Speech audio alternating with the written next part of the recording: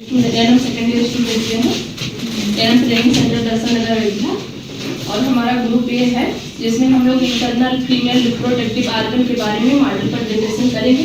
Internal female reproductive argon जैसे ovary, cervix, vagina, uterus, fallopian tube, सबके बारे में हमारे ग्रुप के सभी लोग विस्तार से बताएंगे। और इसके बारे में, वेजाइना के बारे में आगे रजनी हमारी क्लासमेट मॉडल प्रेजेंटेशन करेंगी। गुड मॉर्निंग मैम, मैं जूनियर्स एंड मेरी क्लासमेट, मेरा नाम रजनी है। मैं एनएम सेकेंड ईयर की छात्रा हूँ। मैं आप लोगों को इंटरनल आर्गन के वेजाइना के बारे में आप लोगों को बताऊंगी। वेजाइना जो होता है वो मतलब इसका वेजाइना का जो ऊपरी भाग होता है वो सर्विक्स से ऊपरी का भाग सर्विक्स से जुड़ा होता है और जो नीचे का भाग होता है वो एनएस से जुड़ा होता है।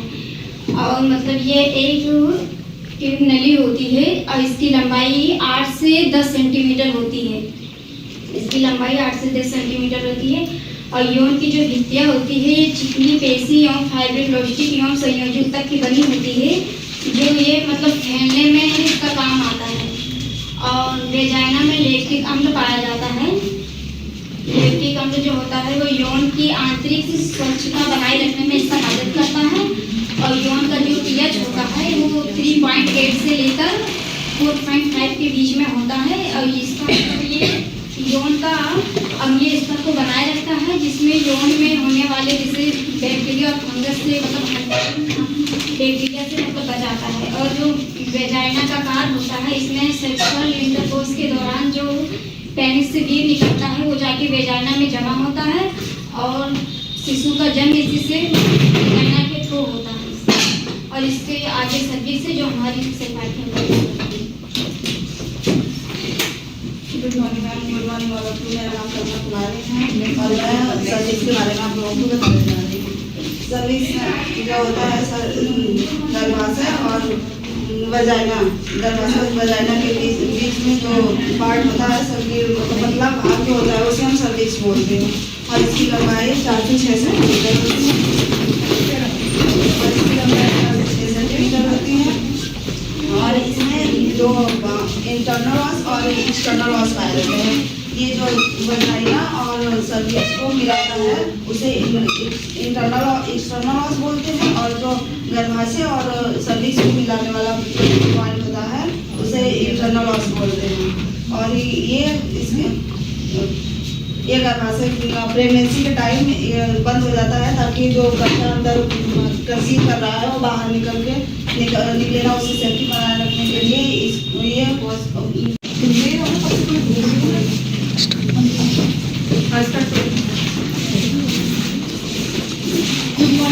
मॉर्निंग, मेरा नाम साक्षी दुबे है। मैं एनएम सेकेंड ईयर की छात्रा हूँ। मैं गर्भाशय की लीड के बारे में बताने जा रही हूँ। ये है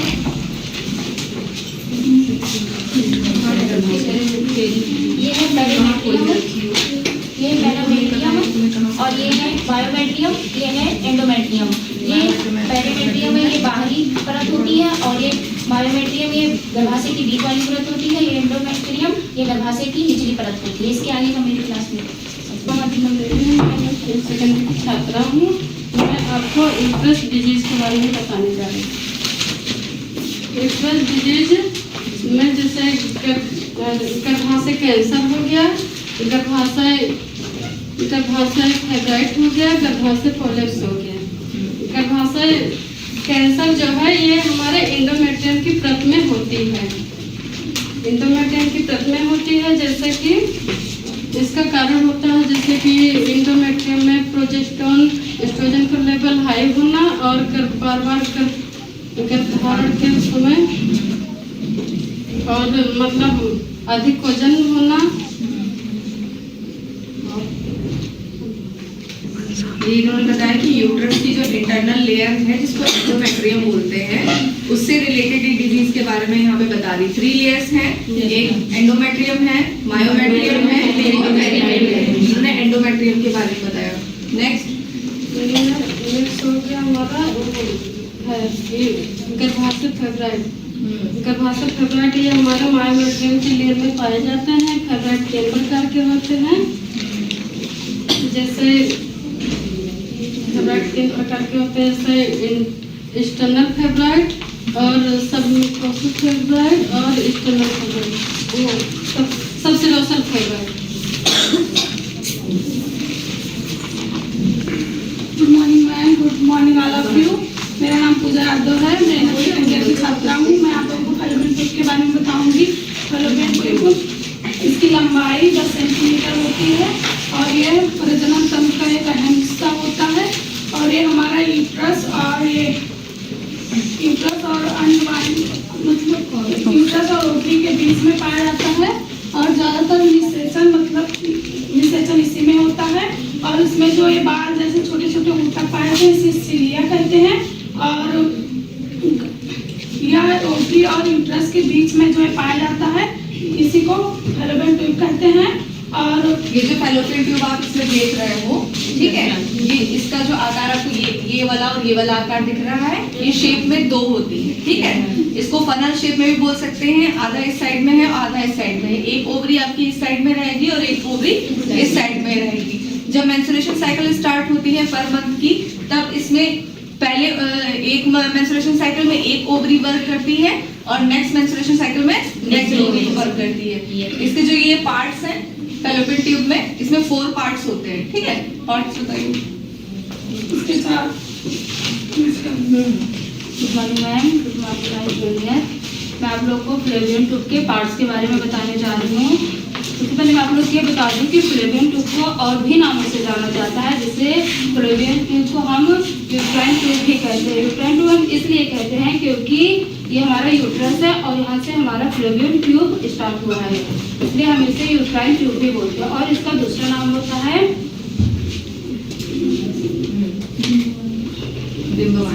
डिम्बवाहिनियाँ।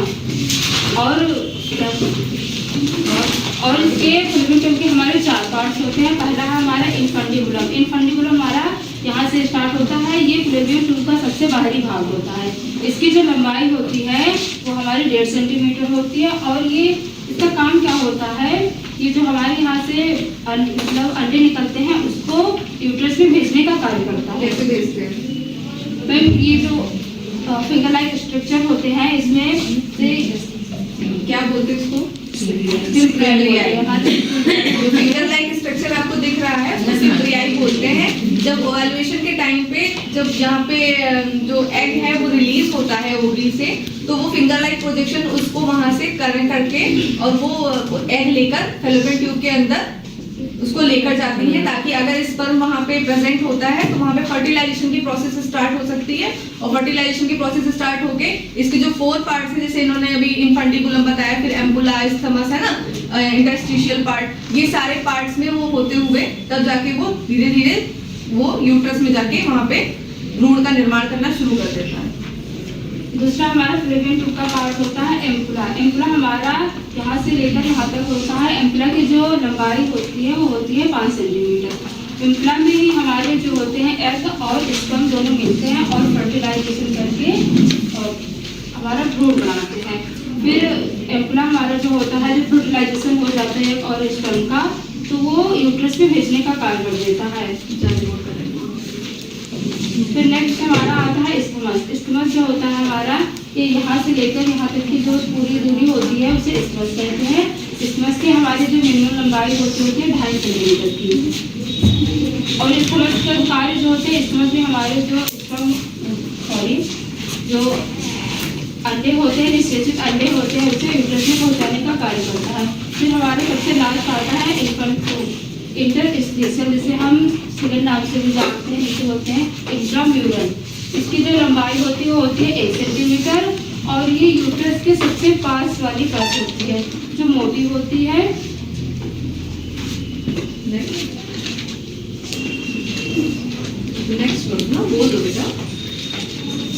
Good morning ma'am, all of you good morning. मैं फैलोपियन ट्यूब के डिजीज के बारे में बताने जा रही हूँ। जैसे फैलोपियन ट्यूब है, इसमें मतलब पहला जो है वो फैलोपियन ट्यूब कैंसर हो गया और दूसरा सल्पिंगाइटिस हो गया और तीसरा हाइड्रोसॉल्टिनक्स हो गया है और चौथा PID हो गया है। जैसे वो फैलोपियन ट्यूब कैंसर में ये होता है कि फैलोपियन ट्यूब कैंसर यह दुर्लभ कैंसर होता है और यह तीसरे मतलब दूसरा नाम इसका ट्यूबल कैंसर के नाम से भी जाना जाता है। आमतौर पर ये 50 से 60 वर्ष की स्त्रियों में पाया जाता है।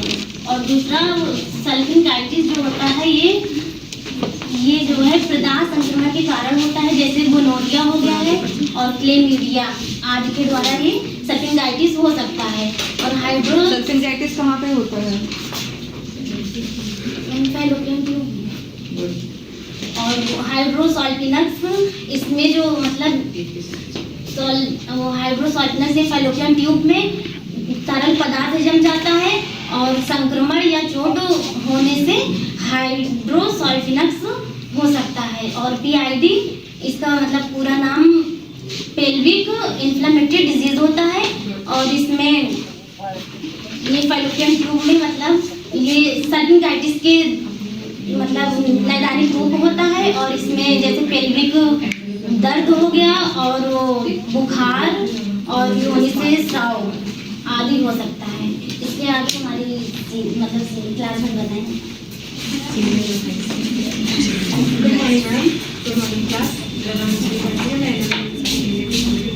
मैं तुम लोगों को आज ओवरी के बारे में बताऊंगा।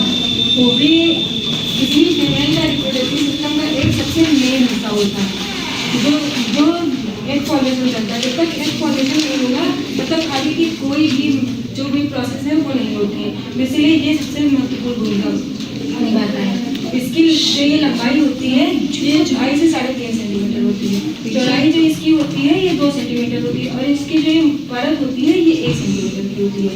ये दो चीज़ों से मिलती हुई होती है, मेडुला और कॉर्टेक्स। मेडुला जो होती है ये इसकी ये इनर लेयर होती है जिसमें ब्लड वेसल्स होती है और कुछ टिश्यूज पाए जाते हैं और उसको कवर करने के लिए ये जो कॉर्टेक्स होता है वो मेडुला को कवर करता है। ठीक है, और इसका मेन 2 काम होता है। एक तो होता है हार्मोन्स रिलीज करना और दूसरा होता है एग का फॉर्मेशन करना। हार्मोन्स रिलीज करने के लिए क्योंकि जो हमारे मतलब ये यूट्राइन कैविटी में जितने भी चेंजेस होते हैं ये हार्मोन्स की वजह से होते हैं। जो 2 हार्मोन होते हैं, एक एस्ट्रोजन होता है और एक प्रोजेस्टेरोन होता है और जो एग का फॉर्मेशन होता है और मैच्योरेशन होता है वो यही होता है।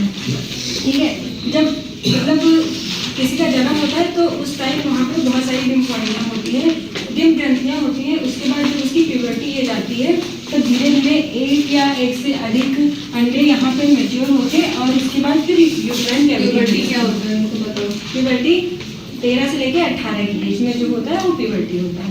3 एज जब बोलते हैं तो उस टाइम पे बाल्यावस्था के बाद में जो उसकी एज स्टार्ट होती है तब वहाँ पे प्यूबर्टी बोलते हैं। प्यूबर्टी में क्या है, जितने भी इंटरनल ऑर्गन्स हैं या एक्सटर्नल ऑर्गन्स हैं फीमेल्स में या मेल्स में, उनमें हार्मोन तेजी से सिक्रेशन होता है जिसकी वजह से ऑर्गन्स जो होते हैं वो डेवलप होने लगते हैं, है ना, तो उसको प्यूबर्टी बोलते हैं।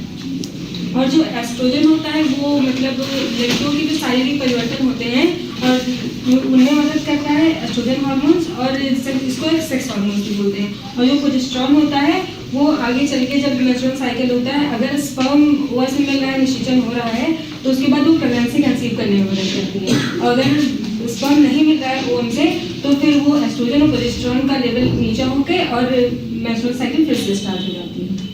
समझ गए? Next Sakshi. Good morning ma'am, good morning ma'am junior. मेरा नाम साक्षी मिश्रा है। मैं आज ऑपरेशनल हाइजीन के बारे में बता दूँगी। जैसे हुआ कि सबसे पहले हम अपने हाथों को साफ हैंड वॉशिंग करेंगे।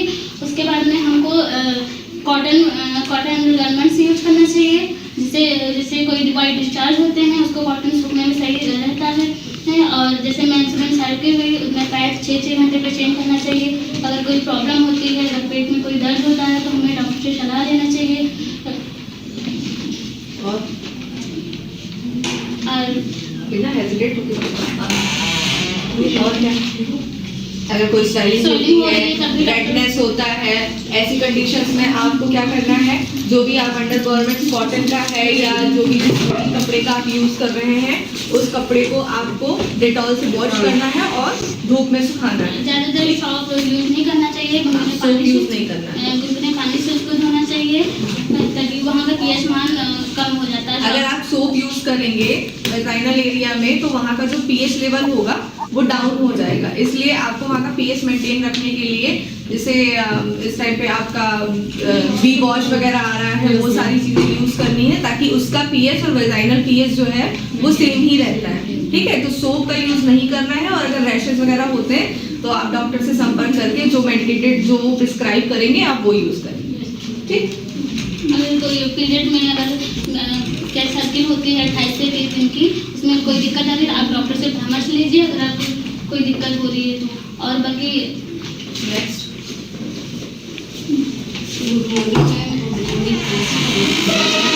मेरा नाम सरोज गौतम है, मैं आपको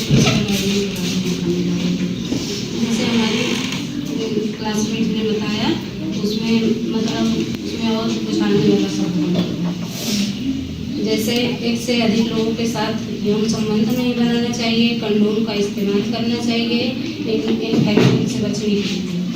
अच्छा, अगर इंटरकोर्स एक से ज्यादा पार्टनर्स होते हैं तो कौन सी डिजीजेस हो सकती है? इन्फेक्शन हो जाता है। कौन कौन से इन्फेक्शन होते हैं? जैसे वजाइनल इन्फेक्शन हो जाता है, जैसे हो जाता है, गुड, और मूत्र हो जाता है, एड्स हो जाता है, और सेक्सुअल ट्रांसमिटेड डिजीजेस हो सकती हैं उसमें। ठीक है, जिसमें आपका सिफिलिस हो गया, एड्स हो गया, है ना, HIV जिसको बोलते हैं। ठीक, और क्या हो सकता है? गोनोरिया हो सकता है। ठीक है, ये सारी चीजें आपको हो सकती हैं, और इसके अगर सिम्टम्स आते हैं तो उसके लिए डॉक्टर से सलाह लेनी है। ठीक, और इसको रोकथाम के लिए क्या करेंगे? मैम डॉक्टर को दिखाएंगे। जैसे साइन एंड सिम्टम में खुजली होने लगती है, दर्द होता है, जैसे एब्डोमिनल में दर्द होने लगता है, और मतलब इसकी रोकथाम के लिए आप क्या करेंगे? इसकी रोकथाम के लिए मतलब एक से ज्यादा पार्टनर नहीं रखने हैं, और फैमिली प्लानिंग में जो जो चीजें आ रही हैं सरकार द्वारा हम लोगों को दी जा रही हैं, जैसे उसमें कॉन्डोम्स वगैरह हो गए हैं ना, तो वो सारी चीजों को यूज करना है। ठीक, हमारी होती वो छोटी हो जाएगी 1.5 सेंटीमीटर। और ये जब प्रेगनेंसी के टाइम में जब इसको छुआ जाता है, रिंग लाइट का स्ट्रक्चर होता है, छूने का गोल गोल सा महसूस होता है, रिंग लाइट स्ट्रक्चर हो जाता है, और इसके अगर मेरी करना।